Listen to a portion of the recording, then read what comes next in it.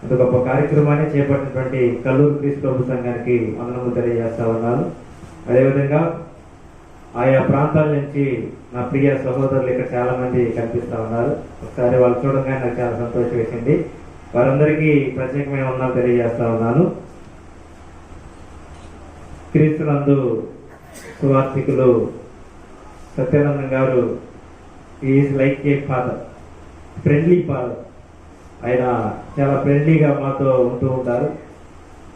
మేము వాక్యం చెప్పినప్పుడు వెనుతట్టి మమ్మల్ని ప్రోత్సహించే వ్యక్తి ప్రియులు సత్యానందం గారు. త్వరలో రానున్నటువంటి యోధా గోత్ర సింహం దానికి సంబంధించి యేసుక్రీస్తు రాకడ ఉంది అనే విషయాన్ని లేఖనాలని రుజువుపరుస్తూ వారు ఇక్కడ స్థాపించడం జరిగింది. రెండవదిగా యేసుక్రీస్తు రాకడ ఏ మనిషికి తెలియదు, ఆయన దొంగ వలే వస్తాడు అనే విషయాలు వారు మాట్లాడటం జరిగింది. కొద్ది నిమిషాలు మనము ఒక 4 విషయాలు ఈ యొక్క సమయంలో ఆలోచన చేయబోతా ఉన్నాం. యేసుక్రీస్తు రాకడ ఎలా ఉంటుంది అనే విషయాన్ని మీతో మాట్లాడతాను. యేసుక్రీస్తు రాకడ ఎవరితో కలిసి ఉంటుంది అనే విషయాన్ని మీతో మాట్లాడతాను. యేసుక్రీస్తు రాకడలో ఏం జరగబోతుంది ఆ విషయాన్ని మీతో మాట్లాడతాను. 4 యేసుక్రీస్తు రాకడకు రక్షణ పొందిన వారు ఎలా సిద్ధపడాలి, రక్షణ పొందని వారు ఏం చేయాలో అటు సంగతులు ఒక 4 విషయాలు ఈ సమయంలో నేను మాట్లాడటానికి ప్రయత్నం చేస్తాను. హెబ్రీయులకు రాసిన పత్రిక 9వ అధ్యాయము 27వ వచనం చదువుకోవడానికి ఒకసారి ప్రయత్నం చేద్దాం. హెబ్రీయులకు రాసిన పత్రిక 9వ అధ్యాయము 27, 28 వచనాలు ఒకసారి చదువుకొని మనము పాఠ్యాంశాలు ముందుకెళ్ళడానికి ప్రయత్నిద్దాం. మనుషులు ఒక్కసారి మృతి పొందవాలని నియమింపబడిను, ఆ తర్వాత తీర్పు జరుగును. అలాగనే క్రీస్తు కూడా అనేకుల పాపములను భరించుటకు ఒక్కసారి అర్పింపబడి యేసుక్రీస్తు యొక్క మొదటి ప్రత్యక్షత మాట్లాడుతూ ఉన్నాడు.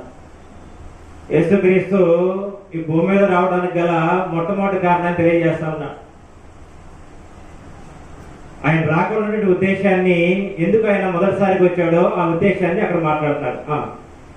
అలాగనే క్రీస్తు కూడా అనేక పాపం భరించుటకు ఒక్కసారే అర్పింపబడి సమస్త మానవాళి పాపముల నిమిత్తము మానవాళిని విమోచించడానికి ప్రభువైన యేసు మొదటిసారి ఈ భూలోకానికి ఆగమనం చేశారు. ఈ భూలోకానికి రావడంలో ప్రత్యేకమైన కారణం ఏంటంటే మానవ జాతిని విమోచించడానికి ప్రభువైన యేసు ఈ భూమి మీదకి వచ్చిన సంగతిని మొట్టమొదటి సంగతి మాట్లాడుతూ ఉన్నాడు. ఇకపోతే రెండో సంగతి మాట్లాడతాడు. అక్కడ తన కొరకు కనిపెట్టుకుని వారి నిమిత్తము, రక్షణ నిమిత్తము పాపము లేకుండా రెండోసారి ప్రత్యక్ష మగును అనే విషయాన్ని మాట్లాడుతున్నాడు. క్రీస్తు యొక్క ప్రత్యక్షతలో రెండో రాకడలో ఆంతర్యం ఏంటంటే, ఎవరైతే ఈ భూమి మీద క్రీస్తు చేసిన విమోచించబడి క్రీస్తు యొక్క చట్టాన్ని అనుసరించి బ్రతుకుతా ఉన్నారో, పరిశుద్ధులుగా క్రీస్తు ప్రభు సంఘముగా తమ యొక్క జీవితాల్ని కొనసాగిస్తున్నారో, వారు క్రీస్తు యొక్క రాకడ నిమిత్తం కనిపెడుతూ ఉంటారు. వారిని రక్షించడానికి ప్రభువైన యేసు రెండోసారి రాబోతున్నాడు అనే విషయాన్ని ఈ భాగంలో తెలియజేస్తున్నాడు. కాబట్టి ఒక్క వచనంలోనే 2 విషయాలు స్పష్టంగా బోధించేసేసాడు. మనుషులు ఏమి గజిబిజి కాకుండా, మనుషులు ఏమీ డౌట్ లేకుండా చక్కగా పరలోకము తండ్రి ఏం చేశాడంటే 2 విషయాల్లో చక్కగా విషయాల్ని బోధిస్తూ అనేది జరిగింది. కాబట్టి ఈ యేసు యొక్క రాకడ ఖచ్చితంగా ఉందని ప్రతి వ్యక్తి నమ్మాలి. ఈ యేసు రాకడ ఎలా ఉంటుందో కొన్ని సంగతులు మనం చూడడానికి ప్రయత్నం చేద్దాం. మొట్టమొదటి సంగతి, యేసుక్రీస్తు యొక్క రాకడ ఎలా ఉంటుందో కొన్ని సంగతులు మనం చదవబోతా ఉంటాం. లోకాసు వార్త 17వ అధ్యాయము 24వ వచనాన్ని ఒకసారి చదువుకోవడానికి ప్రయత్నం చేద్దాం. లోకాసు వార్త 17వ అధ్యాయము 24వ వచనము ఒకసారి ఆ భాగాన్ని చదువుకొని మనము ముందుకు వెళ్ళడానికి ప్రయత్నం చేద్దాం. ఆకాశము కింద ఒక దిక్కు నుండి మెరుపు మెరిసి, ఆకాశము కింద మరి ఒక దిక్కున ఎలాగ ప్రకాశించినో అలాగనే మనిషి కుమారుడు తన దినమున ఉండడు అనే విషయాన్ని ఆ భాగంలో మాట్లాడుతున్నాడు. వర్షములు వచ్చినప్పుడు ఉరుములు ఒక దిక్కున మెరిస్తే మరొక దిక్కున ప్రకాశిస్తూ ఉంటాయి. ఈ దిక్కును మెరిస్తే ఆ దిక్కును పోయి ప్రకాశిస్తాం. యేసు యొక్క రాకడకు సంబంధించి మాట్లాడుతూ, మనిషి కుమారుడు రాకడకు సంబంధించి మాట్లాడుతూ, మెరుపు ఎలాగైతే ఒక దిక్కున మెరిసి మరొక దిక్కున ఎలాగైతే ప్రకాశించిందో ప్రభు యేసుక్రీస్తు యొక్క రాకడ కూడా అలాగే ఉంటది అనే విషయాన్ని లోకా గారు స్థాపిస్తా ఉన్నారు. క్రీస్తు యొక్క రాకడ ఎలా ఉంటుందో నువ్వేమి మరొక రూపంలో ఆలోచించాల్సిన అవసరం లేదు. పరలోకమైన తండ్రి క్రీస్తు యొక్క రాకడ ఎలా ఉంటుందో చక్కగా తన గ్రంథం ద్వారా రుజువుపరుచుకుంటూ వచ్చేశాడు. అరే భలే మెరిసిందిరే ఉరుము, అదే ఉరుములు వచ్చినప్పుడు భలే మెరిసిందే మెరుపు అని మనం అంటూ ఉంటాం. ఆశ్చర్యానికి పోతాం, బా ఏం మెరిసిందిరా మెరుపు అంటే ఒక ఆశ్చర్యాన్ని కలిగించే రీతిలో ప్రభు యేసు యొక్క రాకడ ఉంటుంది, మనిషి కుమారుడు రాకడ ఉంటుంది, ప్రకాశవంతంగా ఉంటుంది అనే విషయాన్ని లోకా సువార్తలో మాట్లాడటం అనేది జరిగింది. దశలోనికి రాసినటువంటి మొదటి పత్రిక 4వ అధ్యాయము, దశలోనికి రాసిన మొదటి పత్రిక 4వ అధ్యాయము 15 నుంచి చదవడానికి మనం ప్రయత్నం చేస్తాం. మేము ప్రభు మాటను బట్టి మీతో చెప్పింది ఏమనగా, ప్రభు రాకడ వరకు సజీవులమై నిలిచిండు మనము నిద్రించిన వారి కంటే ముందుగా ఆయన సన్నిధి చేరము. యేసు ప్రభు యొక్క రాకడ ఎలా ఉంటుందో మాట్లాడుతున్నాడు. సంగతులు జాగ్రత్తగా ఆలోచన చేయాలి. యేసు ప్రభు రాకడ ఎలా ఉంటుందో అపోస్తలుడైన పౌలు దశలోనికున్న సంఘానికి చూపిస్తున్నారు. యేసు ప్రభు రాకడ అంటే ఎలా ఉంటుంది, యేసు ప్రభు యొక్క రాకడలో ఏం జరుగుతుందో ఆ విషయాలు మాట్లాడుతూ ఉన్నాడు. ఒకసారి చూడండి. యేసు ప్రభు రాకడలో ఆర్భాటముతోను ప్రధాన దూత శబ్దముతోను దేవుని బోరతోను పరలోకము నుండి ప్రభు దిగి వచ్చును. ప్రభు ఎలా దిగి వస్తాడో చెప్తున్నాడు. యేసు ప్రభు రాకడ ఎలా ఉంటుందో మాట్లాడుతూ ఉన్నాడు. యేసు ప్రభు యొక్క రాకడ ఆర్భాటంతో ఉంటుంది. ఈ భూమి మీద మనము సమాజంలో పెళ్లిళ్ళు జరిగేటప్పుడు ఎంతో ఆర్భాటాన్ని చూస్తూ ఉంటాం. ఈ కూడిక ప్రారంభంలో మేము స్థలానికి వచ్చినప్పుడు చాలా అంటే ఏ పని చేసేవాళ్ళు ఆ పని చేస్తున్నారు, చాలా బిజీగా. అంటే ప్రత్యేకించి యేసు ప్రభు యొక్క రాకడ సంబంధించి ఆర్భాటం ఉంటుంది. నువ్వేమి దాని గురించి ఆలోచించాల్సిన అవసరం లేదు. ఆర్భాటముతోను ప్రధాన దూత శబ్దంతోను దేవుని బోరతోను ప్రభు యేసు పరలోకం నుండి దిగి వస్తాడు అనే విషయాన్ని దశలోనికున్న సంఘానికి చక్కగా అపోస్తలుడైన పౌలు చూపిస్తున్నాడు. పక్కనే దశలోనికి రాసిన 2వ పత్రిక 1వ అధ్యాయము 6వ వచనంలో మరొక సంగతి మాట్లాడుతూ ఉంటాడు. దశలోనికి రాసిన 2వ పత్రిక 1వ అధ్యాయము 6వ వచనంలో ప్రభు యేసు తన ప్రభావం కనపరచు దూతలతో కూడా పరలోకంలో నుండి అగ్ని జ్వాలలతో ఉంటది ఆయన రాకడ. యోధా గోత్రపు సింహం యొక్క రాకడ ఎలా ఉంటదంటే అగ్ని జ్వాలలతో ఉంటది అనే విషయాన్ని దశలోనికున్న సంఘానికి సూటిగా అపోస్తలుడైన పౌలు తెలియజేస్తా ఉంటాడు. దశలోనికున్న సంఘానికి మాత్రమే కాదు, ఇక్కడ కూర్చున్నటువంటి కల్లూరులో ఉన్న శాంతి నగరంలో క్రీస్తు సంఘానికి కావచ్చు, ఈ ప్రాంత నివాసులకు కావచ్చు, ఈ భూమి మీద బ్రతికే ప్రతి మనిషికి కావచ్చు, వారు తెలుసుకోవాల్సిన సత్యం ఏంటంటే యేసు ప్రభు యొక్క రాకడ ఎలా ఉంటుందంటే అగ్ని జ్వాలలతో ఉంటది. ఎంత ఆర్భాటం ఉంటుందో, ఎంత శబ్దం ఉంటుందో అంత భయంకరంగా అగ్ని జ్వాలలో ప్రభు యేసు ప్రత్యక్షం అవుతాం. సంగతులు ఊరకనే రాయలా, ఏదో చదివేసి యేసు ప్రభు రాకడ ఎలా ఉంటుందని మనం ఏదో కాసేపు ముచ్చటించడానికి సంగతులు రాయలా. మనుషులు భయం కలిగి భక్తి కలిగి ఆయన వైపు తిరగడానికి, ఆయన నివసించే రాజ్యంలో ప్రవేశించడానికి సంగతులు చెప్పారు. లోతుగా విషయాలు ఆలోచన చేస్తే ఒక మనిషికి భయం పుట్టింది. యేసు ప్రభు రాకడ ఎలా ఉంటుందో మనుషులకి అర్థం కావట్లేదు. గ్రంథాన్ని చదివితే సంగతులు అర్థం అవుతాయి. యేసు ప్రభు రాకడ ఎలా ఉంటుందా, అగ్ని జ్వాలను ప్రత్యక్షం అవుతున్నా. అప్పుడప్పుడు ఏదైనా ఇల్లు గ్యాస్ సిలిండర్ వెళ్ళి ఆ ఇల్లు కాలిపోతే ఆ చుట్టుపక్కల ఇల్లు చాలా వేడికి లోనయ్యి చాలా భయంకరంగా వాతావరణం. వెంటనే ఫైర్ స్టేషన్ ఫోన్ చేస్తారు. ఆ మంటలు ఆరిపోయేదాకా ఏం చేస్తారంటే వారు నిద్రపోరు. ఈ మంటకే ఇటువంటి పరిస్థితి ఉన్నప్పుడు అసలు ఆయన రాకడ అగ్ని జ్వాలతో ఉండదంటే అదే స్థాయిలో ఉండదో ఒకసారి ఆగి ఆలోచించారు. కాబట్టి పరలోకమంది తండ్రి ప్రభువైన యేసు యొక్క రాకడ సంబంధించి ఆయన రాకడ ఎలా ఉంటుందో చక్కగా తెలియజేశారు. తెలియజేయబడిన సంగతులు బట్టి మానవులు ఏం చేయాలంటే మనుషుడు ఆలోచించే అనాలోచన బ్రతికావా, ఆ అగ్ని చేత కాల్చబట్టడానికి నీ యొక్క దేహము నీ యొక్క జీవితము అగ్నికి ఆహుతైపోతున్న సంగతి గ్రహించాలి. కాబట్టి యేసు ప్రభు అక్కడ ఎలా ఉంటుందో ఈ విధంగా తెలియజేసుకుంటున్నారు. ఒక మెరుపు వలె ఒక దిక్కు నుండి మరొక దిక్కు ఎలాగైతే ప్రకాశించిందో అగ్ని జ్వాలలో ప్రభువైన యేసు ప్రత్యక్షమవుతుందని మొట్టమొదటిగా పరలోకమంది తండ్రి ఈ విషయాన్ని మీకు తెలియజేస్తున్నారు. కాబట్టి యేసు యొక్క రాకడ ఎలా ఉంటుందని అలాగే మనం ఆలోచించే. రెండు, యేసు యొక్క రాకడ ఎవరితో కలిసి ఉంటది అని ఆలోచన చేసినప్పుడు దేవుడే తన యొక్క గ్రంథంలో చక్కగా విషయాన్ని తెలియజేశాడు. యేసు యొక్క రాకడ ఎవరితో కలిసి ఉంటది అన్నప్పుడు మత్తయి సువార్త 25వ అధ్యాయము 31వ వచనంలో యేసు యొక్క రాకడ ఎవరితో కలిసి ఉంటుందో మాట్లాడుతున్నాడు. ఆయనతో పాటు గొప్ప సమూహం వచ్చింది.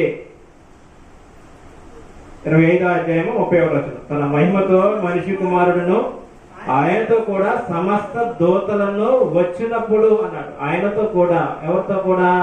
ప్రభువైన యేసుక్రీస్తుతో కూడా ఎవరు వస్తారంట? సమస్తమైనటువంటి దూతలు వస్తారంట. ఎవరితో కలిసి ఉంటుందంటే దూతలతో కలిసి ఆయన ఈ లోకానికి రెండోసారి రాబోతున్నా. సమస్తమైనటువంటి దూతలు ఆయనతో రాబోతున్నారు. దశలోనికి రాసిన 2వ పత్రిక ఒకసారి సంగతులు మనం కొంత స్పీడ్ చదవడానికి ప్రయత్నం చేద్దాం. చివరిలో కొన్ని సంగతులు మాట్లాడాల్సి ఉన్నాయి కాబట్టి నేను కొంచెం స్పీడ్గా వెళ్ళిపోతాను.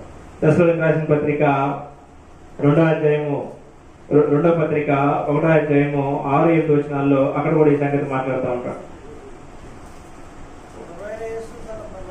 ప్రభువైన యేసు తన ప్రభావమును కనపరచు దూతలతో కూడా పరలోకము నుండి అగ్ని జ్వాల ప్రభావాన్ని కనపరచు దూతలతో కూడా.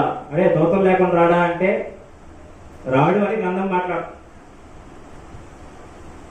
ఆయన రాకడ ఎలా ఉంటుందంటే ఆ విషయాలు చెప్పేసేసాడు. ఆయన రాకడ ఎవరితో కలిసి ఉంటుందంటే సమస్త దూతల్ని వెంట పెట్టుకుని వస్తాడు ఆయన. కాబట్టి ఈ విషయాలు మనము వదిలేస్తున్నాం. యేసు యొక్క రాకడలో ఏం జరుగుతుందో కొన్ని సంగతులు మనము 3వ సంగతిగా ఆలోచన చేయబోతాం. ప్రభువైన యేసు యొక్క రాకడలో ఆంతర్యం ఏంటి? ఈ భూమి మీద 1000 ఏళ్ళు పరిపాలించడానికి యేసు ప్రభు రావట్లేదు. లోకంలో ఉన్న కథ ఏంటంటే యేసు ప్రభు యెరూషలేముని కేంద్రం చేసుకుని 1000 ఏళ్ళు పరిపాలన చేస్తాడనే ఒక కథ లోకంలో బాగా ప్రచురం చేయబడతా ఉన్నది. దాన్ని బాగా విశ్వసిస్తూ ఉన్నారు. యేసు ప్రభు యొక్క రాకడలో ఆంతర్యం ఏంటంటే యేసు ప్రభు ఈ లోకానికి ఎందుకు రాబోతున్నాడో ఆ విషయాలు మాట్లాడుతూ ఉంటారు. కొన్ని సంగతులు మనము ఆలోచన చేయడానికి ప్రయత్నించారు. తిమోతి రాసినటువంటి మొదటి పత్రిక 2వ పత్రిక 4వ అధ్యాయము 8వ వచనం. తిమోతి రాసినటువంటి 2వ పత్రిక 4వ అధ్యాయము 8వ వచనంలో ఇక మీదట నా కొరకు నీతి కిరీటం ఇచ్చబడినది, ఆ దినమందు నీతి గల న్యాయాధిపతి అయిన ప్రభు అది నాకు మాత్రమే కాకుండా తన ప్రత్యక్షతను ఆపేక్షించే వారందరికీ అనుగ్రహించును అనే విషయాన్ని ఈ యొక్క భాగంలో మాట్లాడటం అనేది జరిగింది. యేసు ప్రభు యొక్క రాకడలో ఆంతర్యం ఏంటంటే నీతి కిరీటాన్ని ఇవ్వబోటానికి ప్రభువైన యేసు రాబోతారు. ఎవరైతే ఈ భూమి మీద విశ్వాస జీవితాన్ని కలిగి వారి యొక్క పరుగు కడమొట్టిస్తూ ఉంటారు, విశ్వాసాన్ని కాపాడుకోరు, భక్తి జీవితాన్ని కలిగి పరిశుద్ధులుగా నీతిమంతులుగా ఎవరైతే ఈ భూమి మీద బ్రతుకుతారో వారికి నీతి కిరీటం ఇవ్వబోవడానికి ప్రభువైన యేసుక్రీస్తు రాబోతున్నారు. నేను భక్తి కలిగి బ్రతికానే నాకేమి లేదు అనుకోవడానికి లేదు. ఈ భూమి మీద అనేక మంది చేత దూషించబడ్డానే ఏంటి నాకు ప్రయోజనం అనుకోవడానికి లేదు. నువ్వేమీ సందేహించకుండా, నువ్వేమీ దుఃఖించకుండా పరలోకమంది తండ్రి ఏం చెప్తా ఉన్నాడంటే ఈ భూమి మీద ఎవరైతే భక్తి కలిగి బ్రతుకుతారో, ఈ భూమి మీద ఎవరైతే పరిశుద్ధులుగా నీతిమంతులుగా బ్రతుకుతారో వారికి నీతి కిరీటం ఇవ్వడానికి ప్రభువైన యేసు రాబోతున్నాడు. కాబట్టి ఒక గొప్ప భరోసా ప్రభువైన యేసుక్రీస్తు.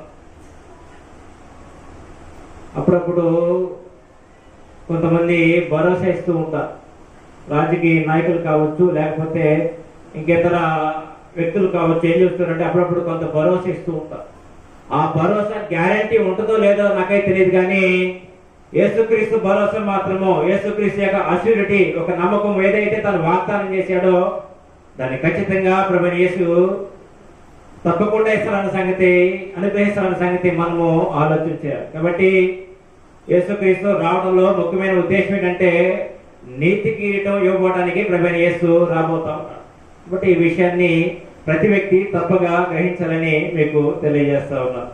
పేతురు రాసినటువంటి మొదటి పత్రిక 1వ అధ్యాయము 7వ వచనంలో సంగతులు ఈ విధంగా తెలియజేయబడతా ఉంటాయి.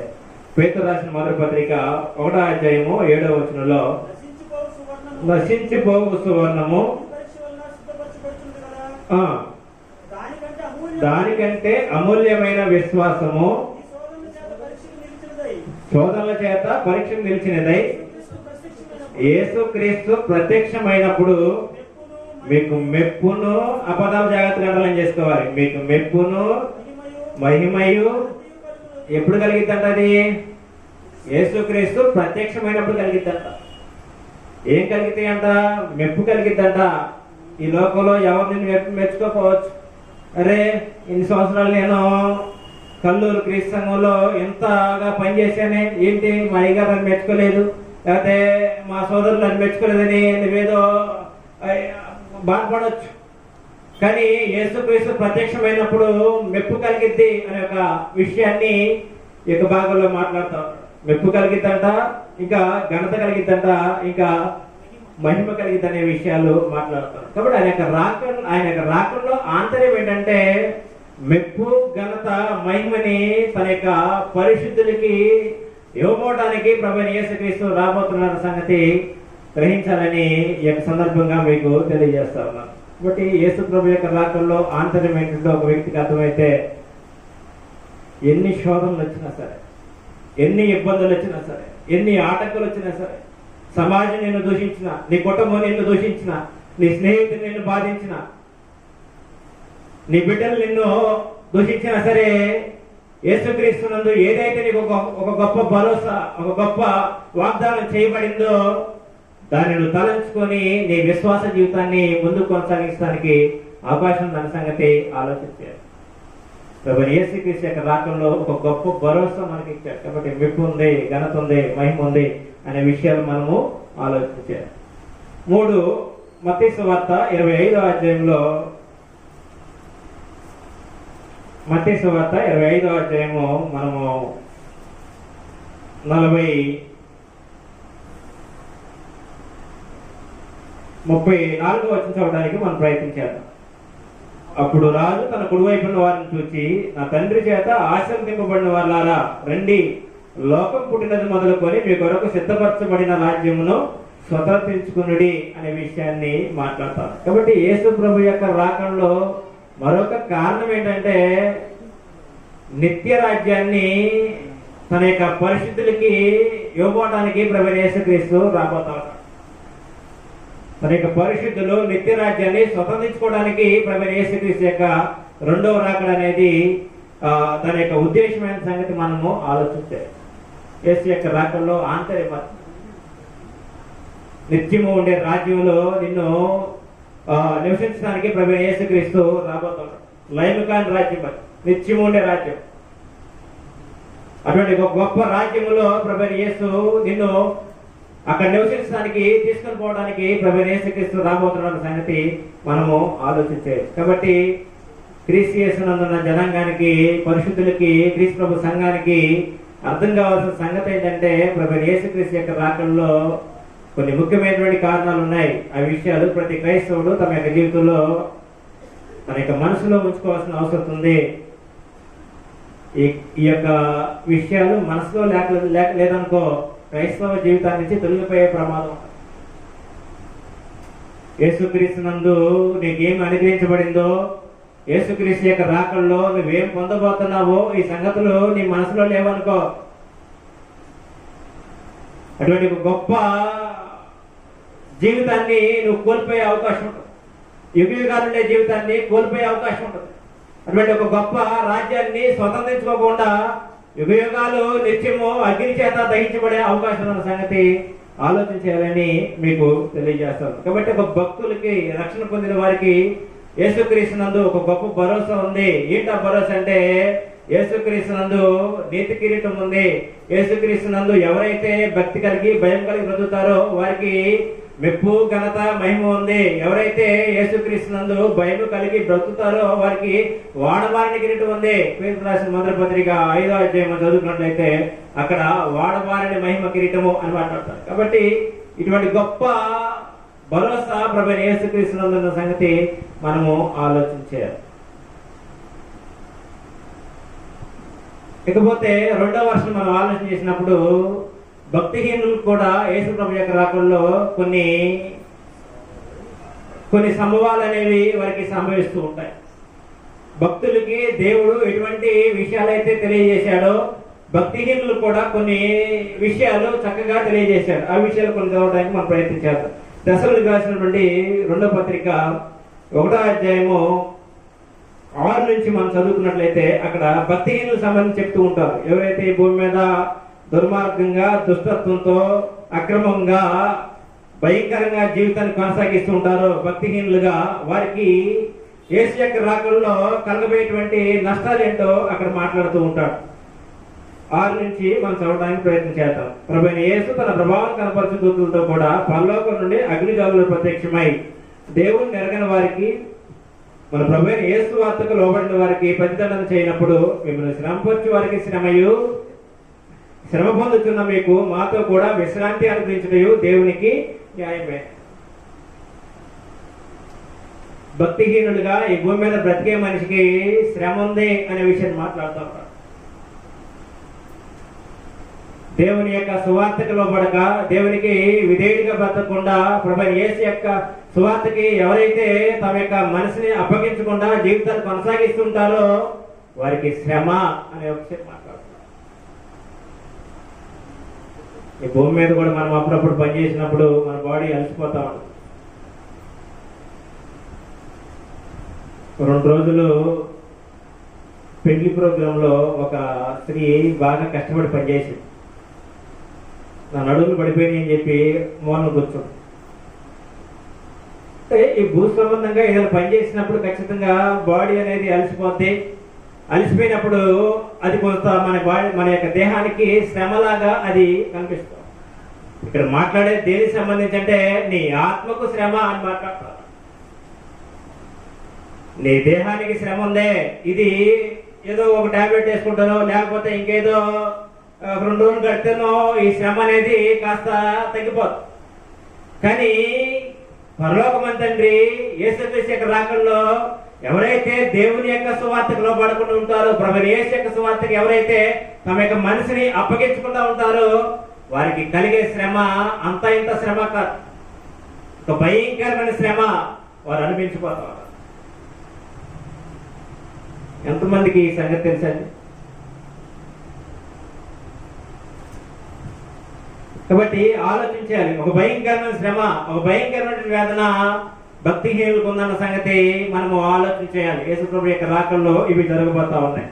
మనము చదివినట్లయితే మార్క్స్ వార్త 9వ అధ్యాయము 43 నుంచి 47 వరకు చదువుకున్నప్పుడు అక్కడ ఈ విషయాలు మాట్లాడుతూ ఉంటాడు. మార్క్స్ వార్త 9వ అధ్యాయము 43 నుంచి మనం చదువుకున్నట్లయితే అక్కడ ఈ విషయాలు తెలియజేయబడతా ఉంటాయి. నరికివేయము, 2 చేతులు కలిగి నరకములో ఆరిని అగ్నిలో పోవుట కంటే అంగహీనుడై జీవములో ప్రవేశించుట మేలు అని మాట్లాడుతారు. 48వ వచనంలో నరకమున వారి పురుగు చావదు, అగ్ని ఆరదు అనే విషయాన్ని మాట్లాడుతూ ఉన్నాడు. నరకమున జరిగే ఒక సంగతి మాట్లాడుతూ ఉన్నాడు. ఆ సంగతి మాట్లాడుతూ ఏం తెలియజేస్తానంటే నరకంలో అగ్ని ఆరదు, పురుగు చావదు అనే విషయాన్ని ఆ యొక్క భాగంలో మాట్లాడతాం. కాబట్టి యేసు ప్రభు యొక్క రాకల్లో జరగబోయే సంగతి అది. కాబట్టి భక్తిహీనులుగా బ్రతికేవారు ఆలోచన చేయాలి, దుర్మార్గంగా బ్రతికేవారు ఆలోచన చేయాలి. దేవుడు అంటే భయం లేకుండా, క్రీస్తు ప్రభు సంఘం అంటే భయం లేకుండా ఇష్టానుసారంగా బ్రతికేవారు ఆలోచన చేయాలి. మీకు భయంకరమైన శ్రమ ఉంది, ఆలోచించాయి. మీకు భయంకరమైన వ్యాధులు ఉంది, ఆలోచించాయి. ఆ రోజున అగ్ని ఆరదు, పురుగు చావదు అనే విషయాన్ని ప్రభువైన యేసు తన భూమి మీద ఉండగానే తన యొక్క నోటి మాటలతో స్వయంగా మాట్లాడాడు. యేసు ప్రభు యొక్క మాట అది. తన భూమి మీద జీవించినప్పుడే ప్రభువైన యేసు ఈ మాట చెప్పాడు. ఏమని చెప్పాడంటే, నరకమున అగ్ని ఆరదు, పురుగు చావదు అనే విషయాన్ని ప్రభువైన యేసు తన యొక్క మాటల్లోనే స్వయంగా తెలియజేశాడు. కాబట్టి దేవునికి విరుద్ధంగా బ్రతికే వారు ఆలోచన చేయాలి. అంత భయంకరమైన శ్రమలో ప్రవేశించకుండా జాగ్రత్త పడాల్సిన అవసరం ఉందని మీకు తెలియజేస్తూ ఉన్నాను. మత్తయి సువార్త 25వ అధ్యాయము 46వ వచనంలో దాన్ని ఏమన్నాడంటే నిత్య శిక్ష అన్నాడు. మత్తయి సువార్త 25వ అధ్యాయము 46వ వచనంలో నిత్య శిక్ష అని మాట్లాడేశాడు. కాబట్టి తాత్కాలికమైనటువంటి పనిష్మెంట్ కాదు, ఎవర్ లాస్టింగ్ పనిష్మెంట్ అన్నాడు ఇంగ్లీష్. అగ్ని ఆరదు, పురుగు చావదు. కాబట్టి అంత నిత్య శిక్ష ఉందన్న సంగతి భక్తిహీనులకి ఈ విషయాన్ని గ్రహించాలని మీకు తెలియజేస్తా ఉన్నాను. ప్రకటన గ్రంథము 6వ అధ్యాయము 17వ వచనాన్ని చదువుకుంటే అక్కడ కొంచెం స్పష్టంగా మాట్లాడుతూ ఉంటాడు. ఆ నిత్య శిక్ష ఎలా ఉంటుందో, ఆ భయంకరమైనటువంటి ఆ రోజు ఎలా ఉంటుందో ఆ విషయాలు మాట్లాడుతూ ఉంటాడు. ప్రకటన గ్రంథము 6వ అధ్యాయము 17 నుంచి మనం ఈ సంగతులు 15-17 కలిసి ఉంటాయి. భూరాజులను, గనులను, సహస్రాధిపతులను, ధనికులను, బలిష్ఠులను, ప్రతి దాసులను, ప్రతి స్వతంత్రులను కొండ గుహల్లోను బండ సందుల్లోను దాక్కుని సింహాసనాసీనుడైన వాని యొక్కయు గొర్రెపిల్ల యొక్కయు ఉగ్రత మహాదినం వచ్చును, దానికి తాళజాలిన వాడెవడు అని మాట్లాడతారు. కాబట్టి అది భయంకరమైనటువంటి ఉగ్రత దినము, గొర్రెపిల్ల యొక్క ఉగ్రత దినము, యేసుక్రీస్తు యొక్క ఉగ్రత దినము, అది దేవుని యొక్క ఉగ్రత దినము. ఆ దినమున దానికి తాళజాలిన వాడెవడు అని మాట్లాడతారు. దాన్ని తట్టుకునేవాడెవడు, దాని ఎదుట నిలబడేవాడెవడు, కొండ గుహల్లో పోయి బండ సందులో పోయి కొండలారా బండలారా మమ్మల్ని కప్పవేయమని అంత భయంకరమైన ఒక రోజు ఉంది అనే విషయాన్ని మాట్లాడుతారు. ఇవన్నీ ఎప్పుడు జరుగుతాయి అంటే యేసు ప్రభు యొక్క రాకల్లో ఇవి జరగబోతాం. భక్తులకి తగినటువంటి గౌరవాన్ని ప్రభు యేసు ఇవ్వబోతా ఉన్నాడు. భక్తిహీనులకి తగినటువంటి పనిష్మెంట్ అనేది ప్రభు యేసు ఇవ్వబోతా ఉన్నాడు. యేసు ప్రభు యొక్క రాకల్లో డివైడ్ చేయబడతారు. గొల్లవారు గొర్రెల్ని మేకల్ని వేరు చేసినట్టు ప్రభు యేసుక్రీస్తు తన యొక్క ఉగ్రత దినమున వారిని డివైడ్ చేయబోతా ఉన్నాడు. పరిశుద్ధుల పక్క, పాపుల పక్క, భక్తుల పక్క, భక్తిహీనుల పక్క, పరిశుద్ధ సమూహం పక్క, భక్తిహీనుల సమూహం పక్క. వీరు ఏం చేస్తారంటే పరిశుద్ధులకి ఇచ్చే గౌరవాన్ని ఇవ్వబోతా ఉన్నాడు. భక్తిహీనులకి వారు చేసినటువంటి ఆ యొక్క దుర్మార్గమైన క్రియలకి తగినటువంటి పనిష్మెంట్ అనేది ఆ రోజున ఇవ్వబోతారు. కాబట్టి యేసు ప్రభు యొక్క రాకల్లో ఏం జరగబోతుందో ఒకసారి ఆగి ఆలోచించే. రేపేం జరిగిద్దో ఆలోచించమని పనిచేస్తుంది. యేసు ప్రభు వచ్చే దినంలో ఏం జరిగిద్దో ఏం జరగబోతుందో ఒకసారి ఆగి ఆలోచించే. రేపొద్దున తింటానికి ఉంటుందో లేదో, లేకపోతే రేపొద్దున ఇంకెక్కడన్నా మనకి డబ్బులు వస్తాయో లేవని ఇవి ఆలోచనలు మానేసేసి యేసు ప్రభు వచ్చే దినం ఏం జరగబోతా ఉన్నది, ఏంటి నా పరిస్థితి, నేను మెప్పు పొందేవాడిగా ఉన్నానా లేకపోతే నిత్య శిక్షకి పాత్రగా ఉన్నానా అనే ఒక సంగతి మీ జీవితంలో ఆలోచన చేయాలని ప్రేమతో మీకు తెలియజేస్తాం. కాబట్టి యేసు యొక్క రాకల్లో జరిగే సంగతులు మీకు తెలియజేయడం జరిగింది. ఇప్పటివరకు 3 సంగతులు తెలియజేశారు. యేసు ప్రభు యొక్క రాకడ ఎలా ఉంటుందో చెప్పాను. యేసు ప్రభు యొక్క రాకడ ఎవరితో కలిసి ఉంటుందో చెప్పాను. యేసు ప్రభు యొక్క రాకల్లో భక్తులకి ఏం జరగబోతా ఉన్నది అంటే రక్షణ పొందిన వారు వారి యొక్క పరిస్థితి ఎలా ఉంటుందో మనం చెప్పబడింది. భక్తులకి భక్తిహీనుల పరిస్థితి ఎలా ఉంటుందో ఆ సంగతులు చెప్పబడ్డాయి. ఈ యొక్క యేసు ప్రభు రాకడకి ఎలా సిద్ధపడాలో ఒక 2-3 విషయాలు చూసి మనం ముగించుకోవడానికి ప్రయత్నించారు. యేసు ప్రభు యొక్క రాకడకి ఒక వ్యక్తి ఎలా సిద్ధపడాలంటే పేతురు రాసిన 2వ పత్రిక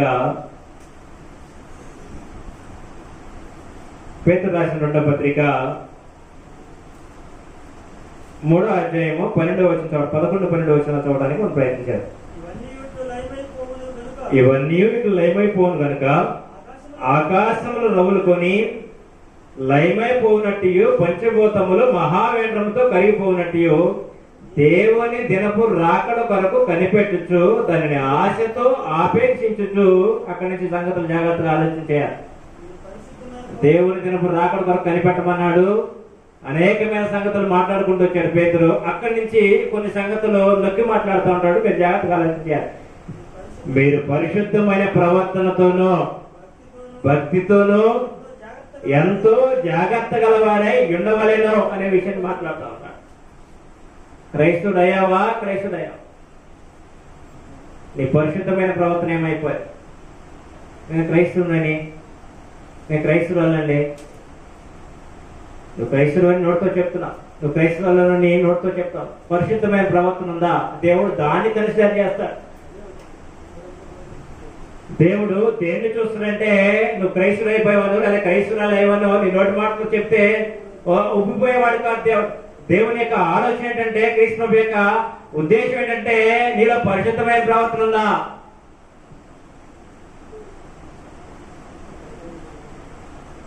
పరిశుద్ధమైన ప్రవర్తన కలిగి ఉండాలి. నీ సిద్ధపాటు దేని బట్టి ఉంటుందంటే నీ పరిశుద్ధమైన ప్రవర్తన బట్టి నీ సిద్ధపాటు అనేది తెలియజేయబడతాం.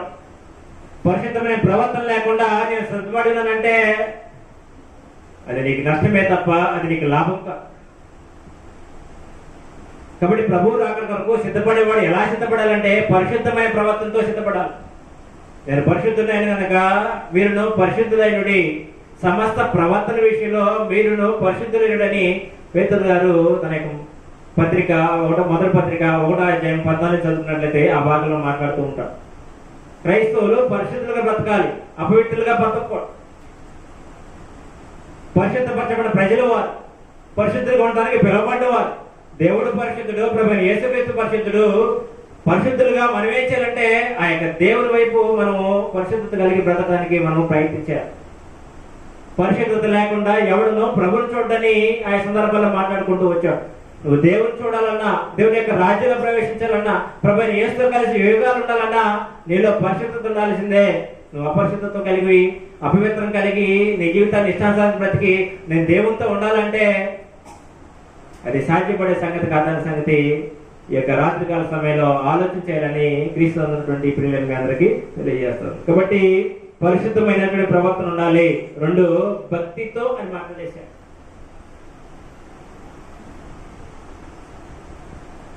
భక్తి లేకపోతే దేవునితో సంబంధం అనేది కొనసాగించడానికి అవకాశం లేదు.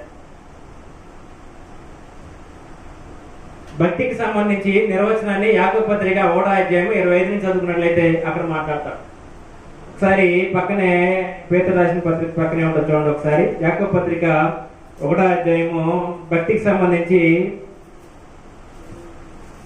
యాకోబు పత్రిక 1వ అధ్యాయము 26, 27 వచనాలు. ఎవడైనా నోటికి కళ్ళెం పెట్టుకొనక తన ఉదయం మోసపరుచుకొనుచు భక్తి గలవాడనని అనుకున్న ఎడల వాని భక్తి వ్యర్థమే. తండ్రి దేవుని ఎదుట పవిత్రమును నిష్కలంకమైన భక్తి ఏదనగా దిక్కులేని పిల్లలను యోధరాలను వారి ఇబ్బందులు పరామర్శించటయో ఇహలోక మాలిన్యము తనకంటకుండా తను తాను కాపాడుకున్నటయే భక్తి. ఇహలోక మాలిన్యము తనకంటకుండా తను తాను కాపాడుకునేవాడు భక్తి గలవాడు. అక్కడో గంతు ఇక్కడో గంతు వేసేవాడు భక్తి గలవాడు కాడు. వాడు వేషధారే తప్ప భక్తి గలవాడు కాదు. సంఘానికి వచ్చేటప్పుడేమో చక్కగా రావటం, ఇంటి దగ్గర ఉన్నప్పుడు మాత్రము ఇష్టానుసారం బతకడం. వారి భక్తి గలవారా?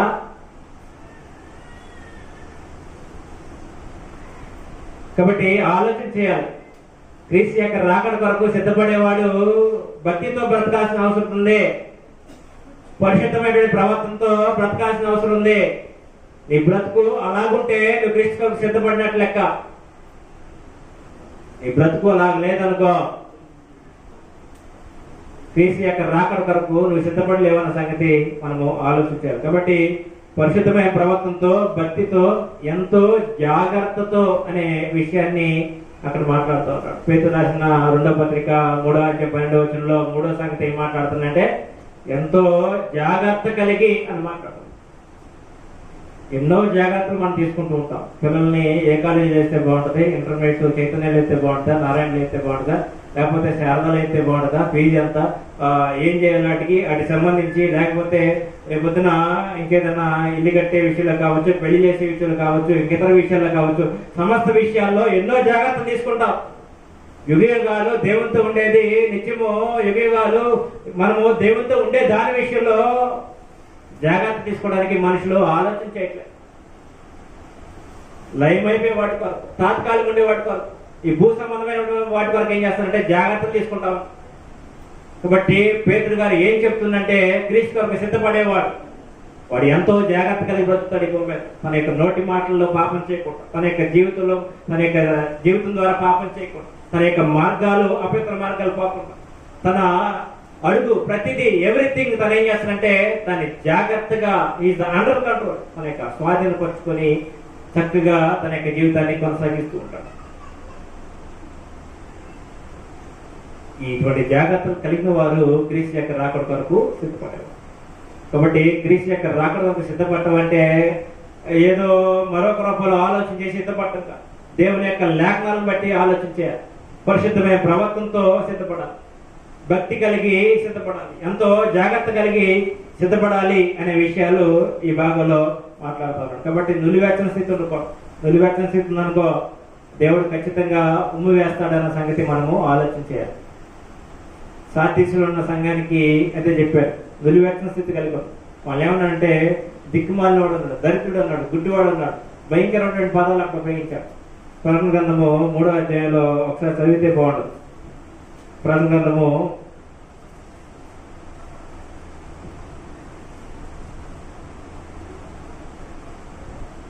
3వ అధ్యాయము 14వ వచనం చదవడానికి ప్రయత్నించారు. లవోదికీయులో ఉన్న సంఘాన్ని మాట్లాడుతున్నాడు. లవోదికీయులో ఉన్న సంఘం దూతకు ఇలాగ రాయము, ఆమె వాడు నమ్మకమైన సాక్షియు, దేవుని సృష్టికి ఆదినైన వాడు చెప్పు సంగతులు ఏమనగా, నీ క్రియలు నేను ఎరుగుదును, నువ్వు చల్లగానైనను వెచ్చగానైనను లేవు, నువ్వు చల్లగానైనను వెచ్చగానైనను ఉండేదా మేలు, నువ్వు వెచ్చగానైనను చల్లగానైనా ఉండగా నులివెచ్చని స్థితి నువ్వు కలిగి ఉన్నావు కనుక నేను నా నోట నుండి ఉమ్ము వేయ ఉద్దేశించున్నాను అనే విషయాలు మాట్లాడతాను. కాబట్టి నులివెచ్చని స్థితి ఎవరైతే కలిగి ఉంటారో, కాసేపు దేవుళ్ళు, కాసేపు లోకంలో, కాసేపు ఇటువైపు, కాసేపు అటువైపు, ఒక గంట ఇటు ఒక గంట అటు, ఎవరైతే జీవితాన్ని కలిగిస్తూ ఉంటారో, అటువంటి జీవితాన్ని కలిగి కొనసాగిస్తూ ఉంటారో వారు నిలివెచ్చని జీవితాన్ని కలిగేవారు. వారిని ఏమంటారంటే వారి నోట నా ఉమ్మువే ఉద్దేశించినారు అన్నమాట. ఆ నోటి నుండి ఉమ్మువే ఉద్దేశించానని ఆ భాగంలో మాట్లాడుతూ నువ్వు దిగంబడువు, దరిద్రుడువు, దిక్కుమాలిన వాడు, గుడ్డివాడువు, నువ్వు నేను ధనవంతుడును, ధనవృద్ధి చేసుకున్నావు, నాకేం కుదలేదని చెప్పుకున్నావు అనే విషయాలు ఆ భాగంలో మాట్లాడుతున్నాడు. కాబట్టి నులివెచ్చని స్థితి కలిగి ఉండటానికి ప్రయత్నం చేయగలడు. నులివెచ్చని స్థితి కలిగి ఉండేవాడు క్రీస్తు యొక్క రాకడ కొరకు సిద్ధపడేవాడు కాదు. క్రీస్తు యొక్క రాకడ కొరకు సిద్ధపడేవాడు వాడు పరిశుద్ధమైన ప్రవర్తన కలిగి, నీతి కలిగి, భక్తి కలిగి, ఎంతో జాగ్రత్త కలిగి తాను క్రీస్తు కొరకు సమర్పించుకునేవాడు క్రీస్తు యొక్క రాకడ కొరకు బ్రతకడానికి సంగతి ఆలోచించాడు. కాబట్టి చివరిగా నేను చెప్పదలుచుకుంది ఏంటంటే, క్రీస్తు యేసునందు మనకు అనుగ్రహింపబడిన వస్త్రాలను ఏం చేయాలంటే కాపాడుకోవాలి.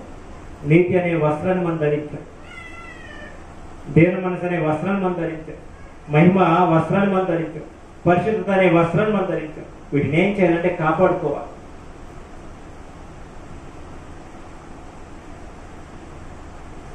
ఈ వస్త్రాన్ని కాపాడుకున్నప్పుడు మనము క్రీస్తు యొక్క రాకడ కొరకు సిద్ధపడిన వారిగా ఉన్నట్టు మనం ఆలోచించాలి. ఈ వస్త్రాలు లేకపోతే ఆ లోకంలో ప్రవేశించడానికి అవకాశం లేదు. ఆ లోకంలో ప్రవేశించాలనుకునేవాడు ఈ వస్త్రాలు ధరించాల్సిందే. నీతి అనే వస్త్రం ధరించాలి, దేవుని మనసు అనే వస్త్రం ధరించాలి, మహిమ వస్త్రం ధరించాలి. ఇంకా అనేకమైన సంగతులు మాట్లాడుతూ ఉంటారు. కాబట్టి క్రీస్తు యేసునందున్న జనాంగము ఆలోచించారు. సంవత్సరాలు గడుస్తూ ఉన్నాయి, ఆదివారం ఆరాధనకు వస్తూ ఉన్నారు, కానీ జీవితాల్లో మార్పులు లేవు. కాబట్టి ఇప్పుడున్న స్థానిక సంఘం కావచ్చు, ఇంకితర స్థానిక సంఘాలు కావచ్చు, క్రీస్తు యేసునందు ఒక మంచి జీవితాన్ని కలిగి క్రీస్తు ప్రభు యొక్క రాకడ కొరకు సిద్ధపడటానికి వివత్తుగా మీరు ప్రయత్నించాలని మీకు తెలియజేస్తా ఉన్నాను. ఈ 4 విషయాలు చాలాసేపు చెప్పవచ్చు, 30 నిమిషాల్లో కొన్ని సంగతులు మీ మనసులో పెట్టడం జరిగింది. దేవుని చిత్తం అయితే మరి ఒకసారి అనేక సంగతులు మీతో మాట్లాడటానికి ఇప్పుడున్నటువంటి స్థానిక సంఘము, దైవజనులు అవకాశాలు కల్పిస్తారని ఆశిస్తూ ఇప్పుడు వరకు శ్రద్ధ గురించి సాగించిన మీ అందరికీ వందనాలు తెలియజేస్తూ అధ్యక్షులు గురించి నడిపిస్తున్నటువంటి ప్రియులు దేవదాస్ గారు కూడా వందనాలు తెలియజేస్తూ ముగిస్తున్నాను. అందరికీ వందనాలు.